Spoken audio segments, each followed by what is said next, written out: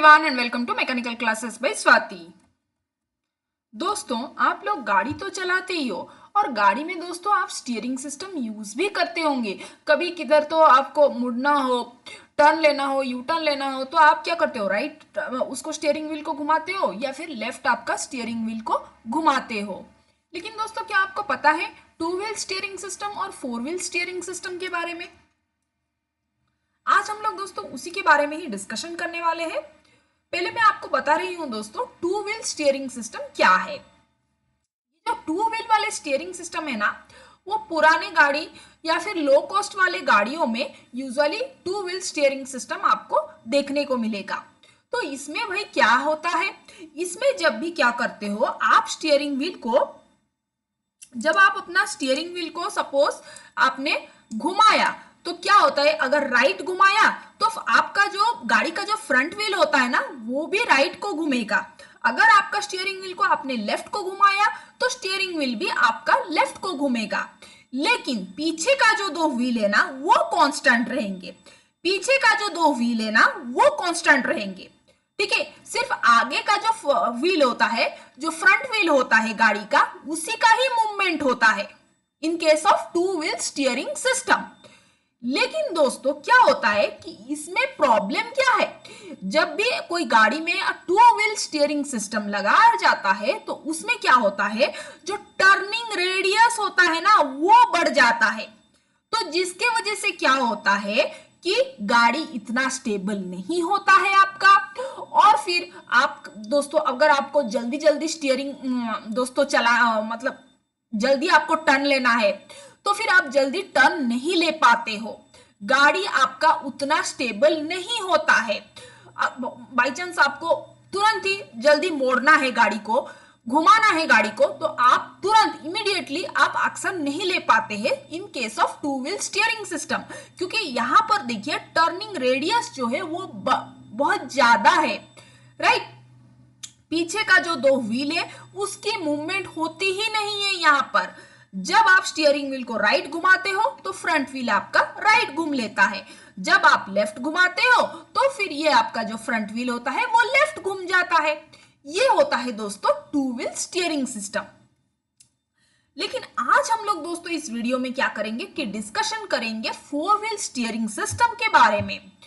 लेकिन वीडियो शुरू होने से पहले मैं आपको एक रिक्वेस्ट करना दोस्तों चाहूंगी कि अगर आपको मेरी वीडियो दोस्तों अच्छी लगी हो तो प्लीज दोस्तों उसको लाइक कर दीजिए, दोस्तों के साथ शेयर कीजिए और मेरे चैनल को दोस्तों सब्सक्राइब करना बिल्कुल भी ना भूलें, क्योंकि दोस्तों आगे जाके जो भी मैं वीडियोस बनाऊंगी उसका नोटिफिकेशंस डायरेक्टली आपके मोबाइल में दोस्तों पहुंच सके।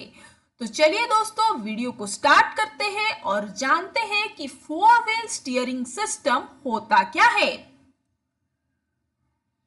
देखिए दोस्तों, फोर व्हील स्टीयरिंग सिस्टम में क्या होता है कि आपका चारों व्हील्स जो है वो रेस्पॉन्ड करते हैं, ठीक है।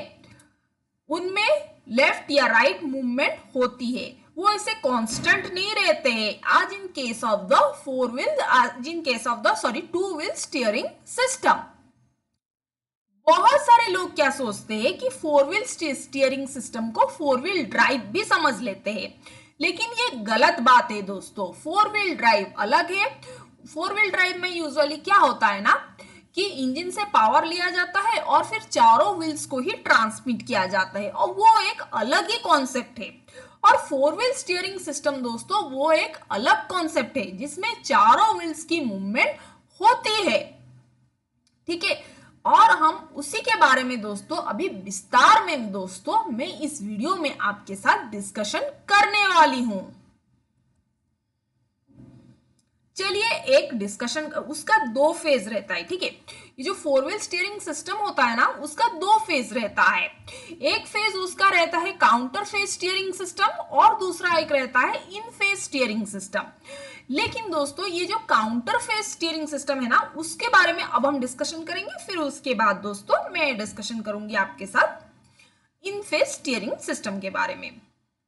तो ये जो काउंटर फेज स्टीयरिंग सिस्टम होता है ना, दो स्टीयरिंग सिस्टम मतलब लगे रहते हैं गाड़ी में।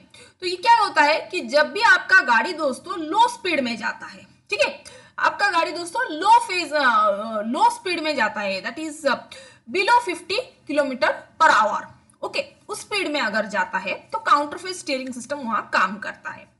तो वहां पर दोस्तों क्या होता है कि जब भी आप अपना क्या करते हो, सपोज आपको यू टर्न लेना है और आपकी गाड़ी दोस्तों उसी रेंज में 50 किलोमीटर पर आवर के रेंज में है, okay, 0 to 50 kilometre per hour के रेंज में, तो आप क्या करोगे कि राइट ऐसे घुमाओगे अपना स्टीयरिंग व्हील को। तो उससे क्या होगा ना कि जो गाड़ी का जो फ्रंट व्हील्स होता है ना उसकी मूवमेंट होगी राइट की तरफ, ओके। जो टर्निंग देखिए, आपका जो गाड़ी का जो मूवमेंट होगा ना, गाड़ी के व्हील्स का जो मूवमेंट होता है वहां पर क्या होता है कि ये जो व्हील्स होता है ये राइट की तरफ मूवमेंट होगी, ठीक है। टर्निंग फोर्स यहां पर राइट डायरेक्शन में लग रहा है, ठीक है। तो गाड़ी का जो फ्रंट व्हील्स होता है वो क्या करेंगे कि फ्रंट की तरफ मूवमेंट करेंगे। लेकिन what about the rear wheels, rear wheels पे क्या होगा कि ये जो रियर एक्सल है ना वहां पर टर्निंग फोर्स क्या करेगा कि ऑपोजिट डायरेक्शन में लगेगा, यानी कि लेफ्ट में लगेगा। तो फिर क्या होगा कि ये दोनों जो व्हील्स है ना वो लेफ्ट की तरफ मूवमेंट करेंगे, ये फ्रंट की तरफ मूवमेंट कर रही है, सॉरी, ये दोनों राइट की तरफ मूवमेंट कर रही है, ये दोनों क्या कर रहे हैं लेफ्ट की तरफ मूवमेंट कर रहे हैं, ठीक है। मैं फिर से रिपीट कर रही हूं दोस्तों कि जब आप स्टीयरिंग व्हील को आप राइट डायरेक्शन में मूवमेंट कर रहे हो, ओके, आपको राइट घूमना है, तो क्या होगा कि ये जो फ्रंट व्हील्स होता है ये तो राइट में जाएगा, लेकिन जो रियर व्हील्स होता है ना वो लेफ्ट की तरफ घूमेगा, ठीक है।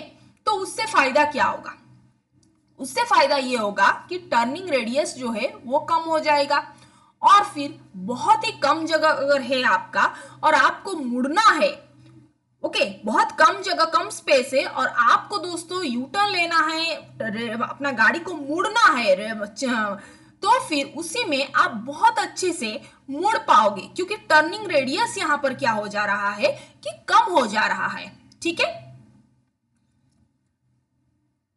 नेक्स्ट हम डिस्कशन करते हैं इन फेज स्टीयरिंग सिस्टम के बारे में।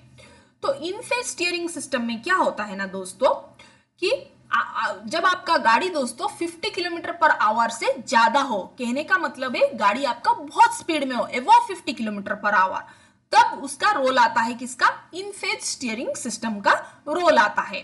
तो उसमें दोस्तों क्या होता है, चलिए उसके बारे में मैं डिस्कशन करते हैं।